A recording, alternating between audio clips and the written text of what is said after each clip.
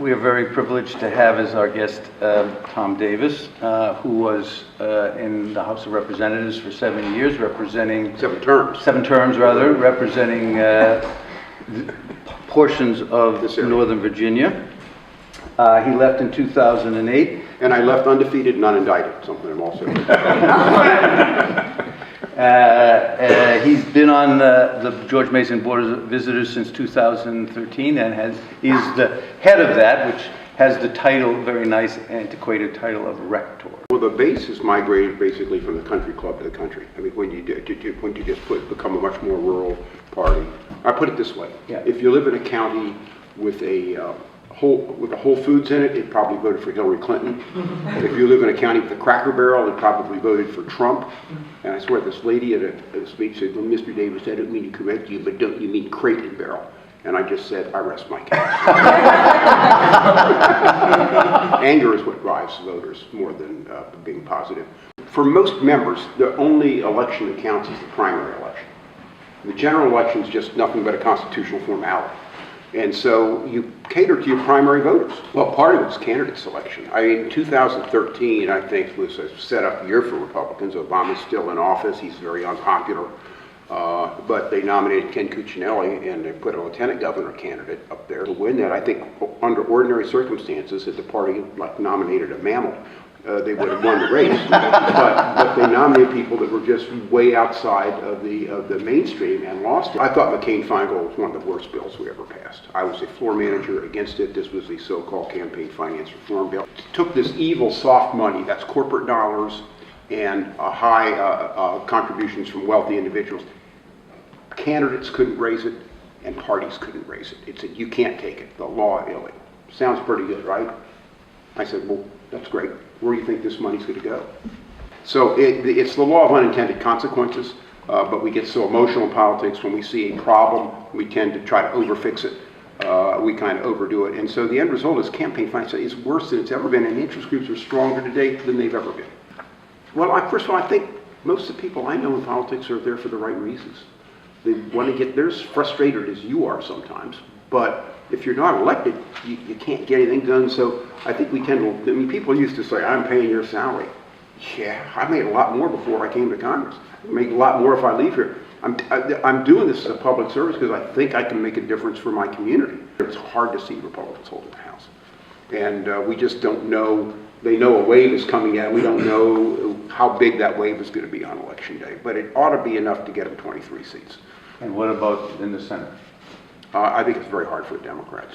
Democrats would then need to pick up 3 seats. I think Arizona and Nevada are good shots for them. They're not sure shots. I think they're very close races. Yeah. But they clearly are in competition in those seats. The difficulty Brat has is he has never closed the deal with the Cantor Republicans. And I think many of them would just as soon give that district to the Democrats for 2 years just to get rid of them and even the score. And that's his major problem down in that district. I think Comstock has a more difficult race just because of the demographics and voter behavior of the 10th district. And I think the 2nd district also in jeopardy because Scott Taylor, the Republican there, is caught up in a really mini scandal, but they tried to get a third party on the ballot and forged some signatures, and these were people that were working for him. And then the people took the fifth when they asked him if Scott knew anything about it. And so he just mishandled this thing. 0 shot. 0 shot? 0 shot. The generic ballot there is 8 ballots, is 8 points for the Republicans. The Republican there will have enough money to get through, but the polling there does not show up close. Okay. And that's a pretty Republican district outside of Charlotte. I mean, they did come up with a plan. It wasn't, it's nothing is perfect, but neither is Obamacare perfect. If you look at Obamacare and the premiums rising over time, there's a lot of issues that remain with that. Here's the problem. When you start nationalizing health care, where's your allocation of resources? My theory is simply this, that we spend too much money basically on rewarding retirees. Medicare, Medicaid, a good chunk of that is nursing homes, pensions, the debt service. You put all that together, that's well over half the budget. It's closer to 2/3 of the budget, basically spent on old people. That's money we can't spend on education. We can't spend on research and development. We can't spend on infrastructure.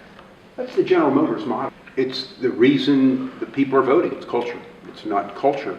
They're old school.